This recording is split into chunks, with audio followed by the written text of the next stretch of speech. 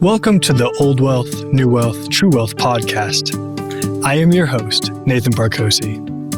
In the True Wealth community and on this podcast, we are passionate about creating time freedom, impact, and purpose through real assets and real relationships. Because true wealth isn't solely what you have, it's who you become. Well, welcome to another Main Street Media Network podcast. I am Nathan, the host, and today we're here with Tricia Benn. And so if you wouldn't mind me giving a quick introduction to our audience about who you are. Tricia Benn is the CEO of C-Suite Network, a high-level executive community focused on growth, leadership, and impact. She champions purpose-driven business and integrity through the network's 4 pillars: community, content, counsel, and commerce. Her mission is to redefine executive success beyond profit, emphasizing legacy, collaboration, and trust. Tricia, this is exactly everything that I am passionate about as well, right? Building true wealth through business that goes so far beyond just the monetary focus, right? And so I would love for you to dive a little bit deeper into all of this. Could you explain to us what C-Suite Network is? So C-Suite Network, the easiest description is it's a media platform or a media network, but also an executive network. Mm-hmm. And so it's really holistic. You shared the 4 C's. We truly believe content creates community, creates commerce. Internally, we have our 4th C, which is counsel. If you're not getting counsel, we always say advice is what people give when they've never been there, never done it. Counsel is what you give when you've been there, you've done it, and you have all the war wounds to show for it. And you want to be able to share that. So I can't tell you, Nathan, when I met you and I heard what your mission was and the whole team just so unified around this mission of how we create great business success and essentially great community success. And that to me is everything that made me fall in love with business. Right, and community, right? I've said this multiple times today alone, just in all of my podcasts, everyone agrees that community, your network, right, is your net worth, right? And you're surrounding yourself with those types of people that lift you to your highest potential good. That is true wealth, right? It is true wealth. And the thing that's interesting, and I know that your focus is making sure that younger leaders who may not understand that they're passionate about business yet, or maybe are getting a taste for it, or starting to get really excited about it. Those comments that have been made for decades, there's a lot of ick factor around them. You know, so what? I'm disingenuous and I hang out with people who have money and power. And is that really what it's about? And so there's a lot of what I would call ick factor. And ironically, both of my degrees are in sociology and anthropology. Oh, yeah. Okay. Later on, when I discovered how much I love business, that's when I went back and did my executive certification in strategy right, at Queens, which is partnered with Cornell. So I think those sayings, there's so much truth to them. The key is bringing the authenticity and that mission to drive real success that matters, impact that delivers more success, as opposed to stripping it of its wealth and profitability to put it in the hands of few. I think that's where we get into really phenomenal opportunity. And I'm so excited about the younger generations in terms of being committed to making that kind of impact and seeing that kind of success, not just for themselves and for their own ego, but for those around them that they care about, for the projects and for the communities that they're truly invested in and care about.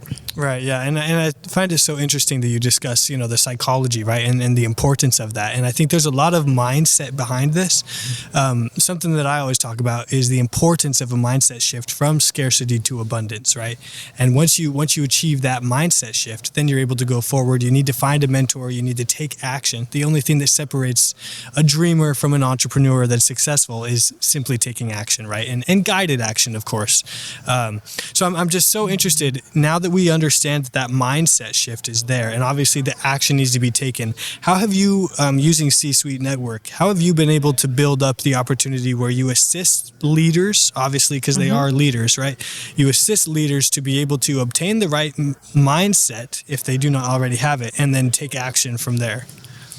I think it's about creating really successful business models. So if you look at networking specifically, a lot of networking is based on sales models that take advantage of people. They don't necessarily look at real opportunity being created or real care of that person's best interests.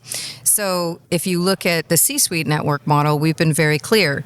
Do it yourself, done with others, done for you. And at each stage of getting involved in the C-Suite network, you can learn and get really significant tool sets and move forward, as opposed to buying into something that you can't. It's like that analogy of eating an elephant. You know, you can't eat an elephant all at once, but you can come in at $100 a month, get a full business package, run your business, meet great people, have all kinds of resources, education, motivation, and obviously we're sorting through all the time. Our tagline is the most trusted network. So I joke, I'm the most unlikely looking bouncer, but as the CEO of C-Suite Network, I own that brand. You know, and so in that brand promise. So I'm constantly looking at how can we be supporting that success and adding in the tools and expertise and resources that will see that person successful here where they are, or here where they are. And that can be all kinds of different things because, you know, as entrepreneurs, we tend to go around the cycle again, right? Right, yeah. We get to here, we start again. Yeah. Oh, exactly. Right. And it's so funny you say that because what I've learned through my entrepreneurial journey is that you need systems, right? You need systems to be in place. I've started 7 businesses Amazing. All over the place, right? And I was very scatterbrained. When I started working with Sharon Lechter to write my book and, you know, move my personal brand forward, I was very scatterbrained. And once I started working with her, the number one advice she had for me was to just dial in, right? Articulate myself well and be able to have one chief, you know, executive, definite decision and action that I need to pursue. And this is what working with my capital raising team too, right? They've showed me the systems that need to be in place to raise capital. The ABC will get you DEF, right? So the exact systems. Do you set up systems It is perfectly? Critical. Yeah, And you know, other language might be, this is the real game. Right. You know, this is the pretend. Yeah, exactly. And this is what really needs to happen. Right. Rather than A, B, C, D, E, F, G, you can skip straight through to H right here. Okay. Yeah, absolutely. And that's why, again, people who've been there, done it, and are willing to share, not because they're trying to sell you something, but because they really genuinely want to see you succeed, that is everything. Because here's another thing, and I know you started 7 businesses, so I know you know this. It's like at the end of the day, something that doesn't work for you right now, I can't stand this notion of failure. Oh, it failed. It didn't fail. Right. You learned something valuable, and what you learned may mean you stay away from that forever.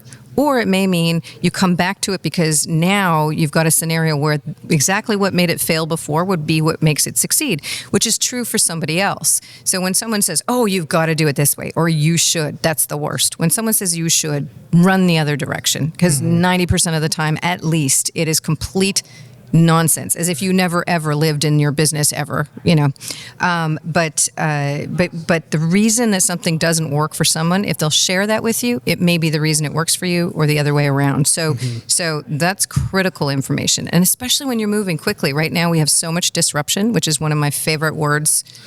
One of my absolute favorite words. It's what we're doing, right? I know people get really scared. It's like the failure word. Failure and disruption are the 2 words that get people really upset. I actually had somebody on my podcast correct me that I shouldn't be using the word disruption. And I said, actually, I really like it. Yeah, well, I'm going to use that. I'm going to use it, you know, because to me, that's opportunity. In business, this is the thing that's just so incredible. And this is why I just fell passionately in love with it, is you can create meaning, purpose that's way beyond any one individual with a powerful mission, right? And you're delivering together something meaningful. And the fact of the matter is, as long as you have a business model that works, you can see those outcomes. You can see that impact. And that to me is everything. I don't care what the organization is. It can be a not-for-profit. It can be government. It can be religious. It doesn't matter. Has to have a great business model. So if we can use our experience, our opportunities, create those business models that take advantage of the disruption and the opportunities in the market, then that is a winning strategy. And if you have the passion and excitement to make that difference, right. No. Well, who's going to stop you? Right? Exactly. Well, and I would never bet against that team. Yeah. No. I love that. And that's, incredible advice. I hope you all took note of that one. But so this is really interesting, and I love talking about this. We're talking about failures, right? And to me, right, failure shouldn't be a stop sign. It should be a yield sign, right? Because you need to learn from a lot of them, be able to pivot, and take some actionable steps to pivot from your failures, but you're not going to stop. That shouldn't stop you, right? And that's the difference, right? So a question I have for you then, if you wouldn't mind sharing, I think it's very effective for a lot of my audience, and I'm sure a lot of your audience. What do you think was the biggest failure that you made that helped you launch forward? It's so interesting. There's so many different ways to answer that question. One thing I frequently will say when I'm speaking is I grew up on a farm.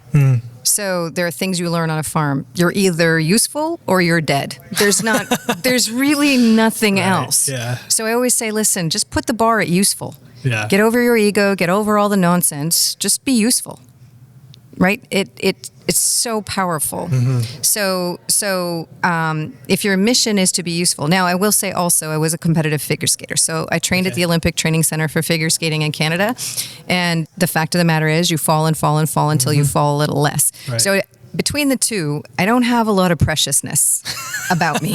Right? So you lost a limb. I'm kind of the Monty Python version of things, you lost a limb. Survivor. So what? Right. Yeah, you can still go. In terms of failures, I would say there's nothing that I look at as failure except giving up. If you've got an important enough mission and you just sit down and give up, then I will agree that's a failure. Right. But if you're learning and growing, it is really, truly just a step along the way that means you're falling a little less the next time. And I really genuinely look at that and think of it that way. Failure, wallowing in failure, or even the notion of it, to me seems so self-indulgent, so wasteful. Who cares? You fell, you bruised your knee. It doesn't matter. Right. It does not matter. So I really struggle with that one. It's like, okay, I know we need to feel badly for ourselves for, whatever. We need a few minutes, an hour, a day, a week. I don't know what it is. Whatever that is, get it out of your system quickly because there's not time. And that's where I think the mission that you're on, what your business will do and how it's going to make the difference you want it to be able to make in your life and the lives of those that are serving with you and that are served by you. That's why that's so important, because the other stuff, it becomes so much less important. And I will say one of the frameworks that I used during COVID, because you have to think, we have 500,000 executives in our base. We run over 600 events a year. We've got trillions of pieces of data in our website. There's just a lot available there.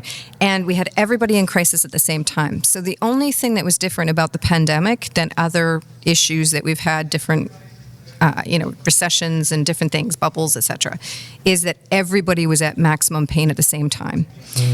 Even, we had one of the founders that I worked with excelled so extensively during COVID. They had the guilt of the fact that they were performing so well. It was the best thing that ever happened, really? And they were dealing with that, and then all the supply chain issues and all of those things, So even people who were actually benefiting greatly from what happened with COVID in their financial model, still had so many massive issues and challenges. So we were all going through maximum pain at the same time. And then this fear thing, and then what do you do? And, massive disruption, et cetera. So I had everybody kind of doing their hands like this. And what it was I was saying, look, the only option when everything is massively disrupted and everybody's in panic mode is you got to go up. There's nothing else to do. You can't sit down because that's failure. That's literally sitting down. And some people have said that. Well, just enjoy your couch for a few weeks or however long it takes. Yeah. We came out the very first day and said we are not healthcare first responders, but we are business first responders, and we're not canceling anything, and we are absolutely going to be here for our community. Yeah. So that was a stake to put in the ground. Right. And what I said is we want to go, straight up. The only way to go straight up is constantly be innovating. So if you think of one hand pushing the other hand up to push up, that's your innovation. We've got to try as many things as we possibly can. Whatever doesn't work, I'd say, look, just drop it. Right. It's not a failure. We just know it doesn't work right now. Great. Keep the notes, but drop it. It doesn't work. What does work, we fill in with our operational team, right, which brings the team together. We're unified. We've got to go upward. There's no other choice. And so the operational team fills in the gaps of what needs to be done for that innovation that worked. It worked. Amazing. We'll fill that in and we'll make sure we operationalize for that to happen. And then we got to keep innovating. Whatever doesn't work, drop it, keep going. And so that's sort of like the running huddle, there's no time to stop. We absolutely can't sit down. And so, we keep pulling and pushing upward. And that's a model that it just made a lot of sense to me to help people understand there's no failure in this. We've got to try and try and try all kinds of different things, and we got to play with it. What works, what doesn't work. Okay, great. We know that for later. Right. Keep going. Yeah. That's incredible. And I think that really leads me into another question for you about another entity that you work with, the Hero Club. So I really want to hear more about the Hero Club. The Hero Club, I always say, is the heart and soul of everything we're doing to build all of our businesses. It's CEOs, founders, and investors who are pledged, and I always thumbnail it to pledge to lead with integrity, transparency, give back to their communities, and share in their success.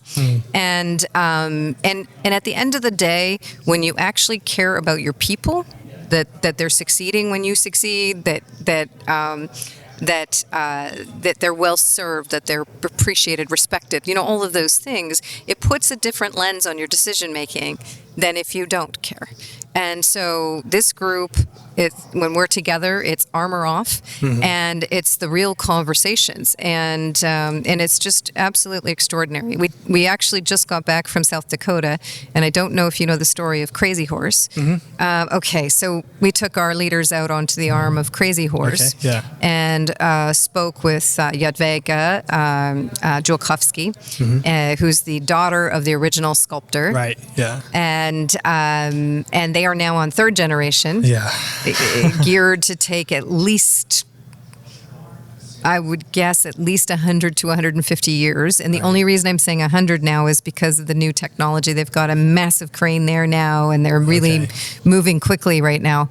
But to stand there and to focus on our legacy and what it means to create a meaningful legacy. And again, when you're with like-minded leaders, that's a really encompassing picture to be bringing to bear, and very powerful. That's an amazing manifestation of the legacy, right? Because when I was at Crazy Horse, it was, such a monumental task, right? And 3 generations, and that's like all of these, right? There's long-term legacy building. Yes. Sculptures or churches, whatever this may be, right? I asked Jadwiga, I said, is there any time where you ever feel concerned that the next generations won't carry this forward? And she didn't hesitate at all. Nope. Not for a second. Not for a second, yeah. It's just extraordinary. And the mission of being able to tell that story and create a celebration of the heroes of the American Indian is is just tremendous, Right. and the dedication to that is and building up that is true wealth, right? That is generational wealth that goes so far beyond just the monetary, right? It's so far beyond, and so that's what I think is incredible, right? Because if we're able to shift, people's mindset off of right the passive reliance on Wall Street into this, the Main Street, right? Main Street investing into Main Street, and us taking ownership of our assets, to cash flow and to create generational wealth. And then not only do we do that, right, but we teach our children, right? We teach our children how to do this, and they teach their children, and you build up, right? Continuous generational wealth, right? When you said, what do you feel has been the biggest failure? And I told you my framing, so I have trouble with that terminology. Yeah. But what would I change? I have daughters. Okay. My older, I have my stepdaughter's 26. I've got a 20-year-old and a 14-year-old. And what would I change? I want them to understand what the games are. I want them to know those things. And for me, I literally got my first job calling out of the yellow pages. It was a thing. Right. Went to the library, Yeah. and I requested what is now called an informational interview. That wasn't a thing back then. And I did get 3 job offers, and within a year, I was working in the most prestigious business brand in the country within a year of my graduation. So it was a tremendous opportunity that I was given. But there are so many things I just didn't know because I didn't know. And so with my daughters, there are things that I'm already very much in conversation with them about. And at the same time, not owning their experience, because I want them to know who they are. And that's something, if I could say one thing that is just so important, if business is driving you to deliver some kind of outcome, some meaningful impact, has to be profitable. You cannot stay away from the numbers. I'm not talking about being a martyr. Right. It has to be sustainable. Yeah. But if the idea of building businesses excites you from that perspective, there is just so much that is out there that is possible, and it's so meaningful. So you can't get fast enough to the next, and the next stage, that next opportunity, that next community or authentic connection that you're able to make, and that's sorting that stuff out. That's challenging, and having people that you can really trust to share their experience, not tell you what to do. Right. Someone who doesn't teach you how to trust your gut is absolutely not a good. Not on your side, right? Yeah. So this is really interesting. I have a 2-year-old boy and a 2-month-old boy back home. Congratulations. Yeah, thank you. So, I'm in the same stage, right, where I need to raise my family, raise my children, so that we can continue this on, right? So what would be your advice to me, and then of course to all of our audience who's in the same situation as a new parent, bringing these kids into the world where all of the system is lying to them, right? Or trying to get them swayed some different direction. Our educational systems are set up not to make them capitalists, but to make them employees, right? And not to be entrepreneurs, but to be, chained to a desk 9 to 5. And so what would be the best advice that you would give to your children, and how would you do that if you were in my situation with a 2-year-old, So first and foremost, I have ultimate respect for every parent to parent the way that they want to and what they feel is the right thing for them. And so that's huge. There's so much judgment and expectation and weight put on people that are parenting. I said, be useful, right? Right. What is the first thing someone says when they find out you're having a child? Good luck. And you'll be great. Okay, right. You'll be great. Yeah. Nobody's great. Nobody's great. You're not great. And you can read, man, before our first child, I read probably 20 books on how to be a dad, how to raise Which is kids. just more lying to you. Yes. It's Just nonsense. I mean, 50% of it's probably spot on, but which 50%, Right. So the thing I would say is, managing your expectations in terms of what you feel is really the right thing for you to be doing, to see their success. So, and your success, for me, and this is me. It's not to say this is the right thing for anyone else. For me, I want my children to know who they are. I want them to test and experience things when I can still keep them alive, right? Your children at your age, you're trying to keep things out of their mouths so they don't choke to death. Right. This is a huge thing. Right. Just keep them alive, Very right? true, yeah. And that's a big thing. It's an experimentation stage, and it's important. And they're doing that, and you're keeping them alive. And as they get older, same thing. And so for me, I really, I've been very clear with my girls. I will not live my life for them, and I don't expect them to live their lives as mine either. So I found what I'm passionate about, what I love, and I expect that they need to find that for themselves too. And I think it's so critical. And that's the one thing that's really missing in all the programming of children, whether they're on their electronics or they're in school or they're helicoptered by their parents. They don't get time to think and do things that are good and bad, to understand what they want to do. And I actually just shared this with a young woman last week who has a 2-year-old and a 4-year-old. She's really struggling because she's working toward the C-suite, and she feels guilty all the time. And I said, I don't have time for guilt. It's just, to me, just like wasted energy. Like if I'm going to start to feel guilty, then I need to figure out, okay, that I need to do this differently, or I need to do that differently. So I said to her, I would do things like, with my daughters, I never got upset that they misbehaved in a restaurant or at church.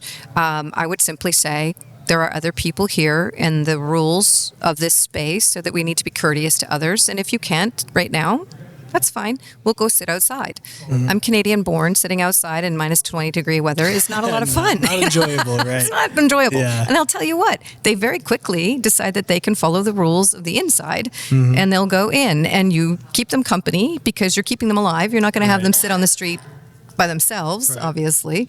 But they understand, those are the rules, that we need to, respect others in a space that is, where people are eating, or at church or whatever. So this is my choice, not, you didn't make them. Right. It's not your choice. They chose to be outside. Okay, we'll be outside. So I think at a very young age, we can help them understand that they're making choices. These are their choices. I don't know what will happen. I haven't had like some kind of rebellion stage with either of them. Knock on wood. But That's I always said, bold. listen, you can do. Yeah, no. I mean, I'm going to knock on all wood I've got. But to me, it's like, you need to understand this. Your life. Yeah. You make these choices. I don't have to live with them. It's not my life. Really, it is yours, and you need to understand who you want to be. So those are things that I think are so incredibly important. They've always had time to unplug in the summer. No electronics. That's always a very interesting dynamic. Can you create that kind of scenario? And then also, again, just helping them understand these are their decisions. So I've said to them for many years now, you can take, this is one thing I know to be very, very true. And I think you'll understand and appreciate this very much, Nathan. You meet enough people, and the absolute truth is, and this is what I told my daughters. So I literally sat down across from them, and they know they don't swear at all, but I was for effect. I did swear. Yeah. So I said, you can choose one thing or many things that I did, your father did, or anyone else, and 20 years from now, you can sit across from the table from just like we are right now, and you can explain to somebody why you are such a bleep. Bleep. Right. Or you can choose one thing or many things that I said or done, your father or anyone else, and you can explain to somebody why you are such an incredible person. And that is entirely your story to write. Right. It has nothing to do with anyone else. And if you think about that, how true is that? It's so true, right? And there's so much purpose, right? And that's the importance of it, right? Is that I think a lot of people in the younger generations are just losing purpose because they get trapped on their screens, or they just keep scrolling and they don't find purpose, right? So if we are able to teach people or help, help people understand their true self-worth and their purpose, right? And that's found in not their screens, right? That's found in, you're on the farm, right? Your usefulness. You've said this, right? Like actually being useful, and then giving that productivity, right? That's capitalism, right? And giving that productivity so much so that you're able to produce an ecosystem, an economy, right? The productive side of economy. Absolutely. So that you're able to provide work for other people. You're able to provide, assets. You build up so much wealth, true wealth for yourself, and for those around you. I mean, that's exactly it. Yeah. I love that. Yeah. My podcast is called C-Suite Success with Tricia Benn. And it's exactly to have that conversation. Yeah. It's the real success, which you have to have a financially sustainable model. Business model, right? And it's so funny because people think if you want to do good, that's not a connection with money. It only means more because people are dedicated to solving the challenges that arise in any business and any business model when they are connected to the mission, right? And what it delivers, and they understand they're appreciated, they're valued, and they're delivering something that's going to be important to others in terms of its success. So yeah, to me, it's endlessly exciting. And in my role, my promise, so the brand promise of C-Suite Networks is accelerated success. And so I always think of Sheryl Sandberg's book, Lean In. She said, when someone invites you on the rocket ship, you don't ask what seat you're sitting in. So I always picture myself as this little person on other people's, rocket ships. Yeah. I don't care where I'm sitting. I'm just thrilled and ecstatic to see that success. And it breeds other success. And that mindset of abundance, when you understand that other people want to see you succeed too, right. It's just extraordinary. And that does create more. Right. There's no question. Yeah, and surrounding yourself with people that want to see you succeed, right? And have that mindset of abundance, right? Not try to bring you down or talk against your success as you grow forward in abundance. That's Absolutely. Very true. Yeah. So as we wrap this podcast up, I really appreciate your time, and I really appreciate all of your insight. This is incredible. What would you give as some advice for leaders in particular, right? Because this is what you work with. You work with CEOs, with leaders, specifically in business, right? But also with your Hero Club, I think there's a lot more. So for any leader out there, right, what would your advice be for how they can take their next step to make their leadership, right, go up to that next level?